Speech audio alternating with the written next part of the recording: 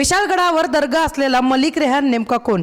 जाणून घ्या गडाचा इतिहास। विशाळगडावरील अतिक्रमणाचा मुद्दा सध्या पेटला आहे। विशाळगडावर दगडफेक आणि घरांची तोडफोड केल्याचा प्रकार घडला आहे। या प्रकरणी अनेक जणांवर गुन्हे दाखल झाले आहेत, त्यामुळे हा मुद्दा सध्या तापला आहे। याच पार्श्वभूमीवर विशाळगडाचा इतिहास काय आहे, विशाळगडावर जी दर्गा आहे त्याचा इतिहास काय आहे, याची माहिती आपण जाणून घेऊया। विशाळगड हा शिवकालीन डोंगरी किल्ला आहे। कोल्हापूरच्या शाहूवाडी तालुक्यातील गजापूर पर्वत श्रेणीत हा किल्ला वसला आहे। कोल्हापूरवरून या किल्ल्यापर्यंत पोहोचण्यासाठी 2 तासांचा कालावधी लागतो। किल्ला केव्हा बांधला याबाबत तज्ञांमध्ये एकमत नाही, पण शिलाहार घराण्यातील राजा दुसरा भोज याने 11व्या शतकात 15 किल्ले बांधले होते। त्यातील हा एक किल्ला असावा असं म्हटलं जातं। विशाळगडाचे पूर्वीचे नाव खेळणा होते, पण प्रतापगडच्या 1659च्या युद्धात छत्रपती शिवाजी महाराज यांनी पन्हाळा जिंकला। त्याबरोबर खेळणा देखील महाराजांच्या साम्राज्यात सामील झाला। महाराजांनी या किल्ल्याला विशाळगड असे नाव दिले। आदिलशाहीचा सरदार सिद्दी जोहर हा महाराजांच्या मागे लागला होता। त्यावेळी त्याच्या वेड्यातून सुटून महाराज पन्हाळगडावरून विशाळगडावर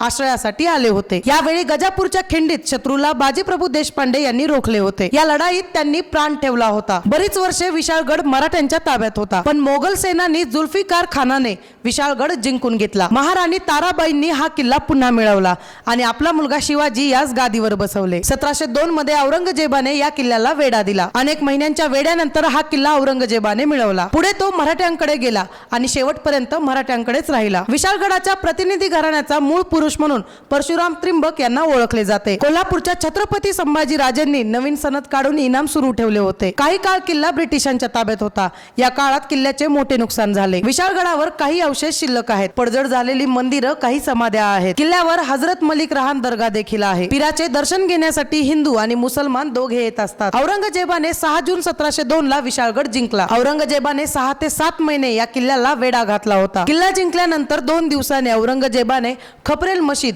किंवा पीर मलिक रेहान दर्ग्याच्या कबरीपाशी जाऊन नमाज पडली। त्यामुळे ही दर्गा 1702 आधी देखील किल्ल्यावर होती असं आपण म्हणू शकतो। विशाळगडावर दर्गा होता याचा अर्थ मराठ्यांनी त्याला हानी पोहोचवली नव्हती। ती जशीच्या तशी होती, पण नेमकी कधीपासून ही दर्गा किल्ल्यावर होती हे निश्चित सांगता येणार नाही। या आधीचे दर्गाविषयीचे संदर्भ उपलब्ध नाहीत, पण दर्गा फार पूर्वीपासून तिथे नव्हता असं आपल्याला ठामपणे म्हणता येणार नाही। मलिक रेहान कोण होता याबाबत आतापर्यंत कोणतेही पुरावे सापडलेले नाहीत। शिलालेख किंवा दस्तऐवजामध्ये देखील कुठेच मलिक रेहानचा उल्लेख आढळून आला नाही, पण मलिक रेहान हा विशाळगडाचा किल्लेदार असण्याची शक्यता आहे। त्याने किल्ल्याचा चांगला कारभार केलेला असू शकतो, त्यामुळे त्याची कबर त्या ठिकाणी बांधलेली असू शकते। विशेष म्हणजे केवळ मुस्लिम नाही तर हिंदू देखील या दर्ग्यामध्ये डोकं टेकवण्यासाठी येत असतात, अशी माहिती इतिहासकार इंद्रजित सावंत यांनी सांगितली।